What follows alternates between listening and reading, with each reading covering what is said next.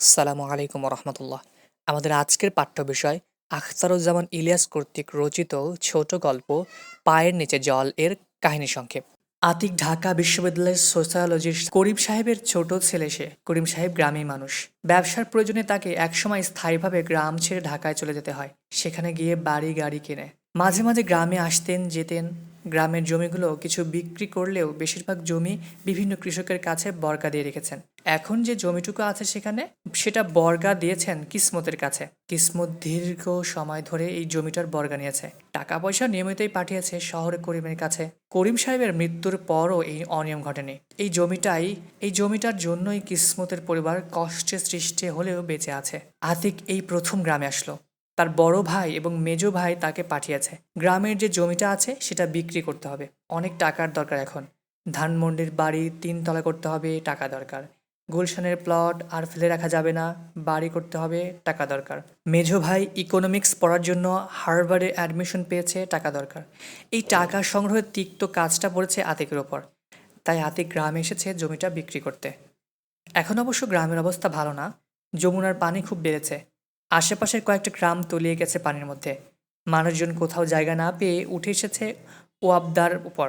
এখানে ওয়াবদা মানে বাঁধ। আশেপাশের কয়েকটা এলাকার মধ্যে বেশ অবস্থাসম্পন্ন লোক আলতাফ মৌলভী। লোকটা তেমন সুবিধার নয়, কিন্তু উপায় কি? পুরো জমিটা নগদ টাকার কেনার সামর্থ্য তারই আছে। এজন্য পছন্দ না হলেও আতিক তার কাছে এসেছে। তাকে সহ্য করে তার সাথে সাথে ঘুরছে।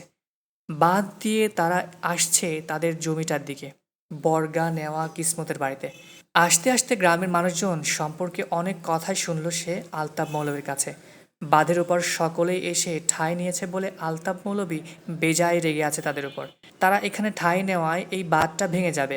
তখন থানা, স্কুল, হাসপাতাল সহ প্রয়োজনীয় অনেক স্থাপনা যমুনা গ্রাস করবে। এটা ভেবেই তার যত রাগ এসব মানুষের উপর। দুপুরের দিকে তারা এসে পৌঁছালো কিসমতের বাড়ি। কিসমত আতিককে কখনো দেখেনি। এখন দেখে প্রথমে চিনতে কষ্ট হলেও পরে ধরতে পারলো যে সে করিম সাহেবের ছেলে। কিসমতের সাথে আকালোর সাথে অনেক কথা হলো আতিকের। কিসমত আতিককে খেয়ে যেতে বলল।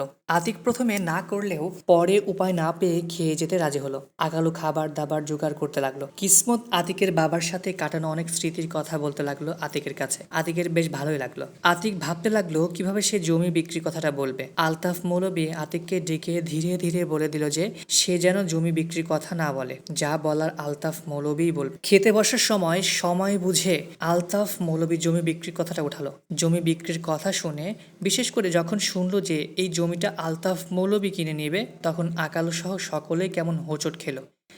কিসমতের মনে কোনো ভাবান্তর লক্ষ্য করা গেল না।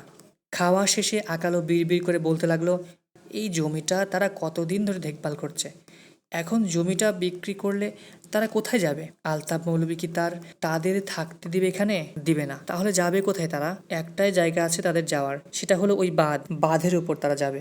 আকালোর কথা শুনে কিছুটা কষ্ট হলেও আতিকের কিছু করার নেই। কিসমত তেমন কিছু বলল না, স্বরটা নরম করে শুধু বলল, তাহলে তোমরা বাবা দাদার গ্রামের সাথে আর কোনো সম্পর্ক রাখতে চাচ্ছ না? সন্ধ্যা ঘনিয়ে এলে আতিক বাঁধের উপরে উঠে এলো। তাকে এখন চলে যেতে হবে। আতিকের সুটকেসটা আছে দেবডাঙ্গার আলতাফ মৌলির বাড়িতে। সুটকেসটা নিয়ে দৌড়ে গিয়ে উঠতে হবে দেবডাঙ্গার বাজার। 6টার বাস ধরতে হবে 8:30টার সময় সোনাতলা স্টেশনে। রাত 8:50 ঢাকার ট্রেন। আজকে এ পর্যন্তই। ভালো থেকো, সুস্থ থেকো। দেখা হবে পরবর্তী ভিডিওতে, পরবর্তী টপিকে। আল্লাহ হাফেজ।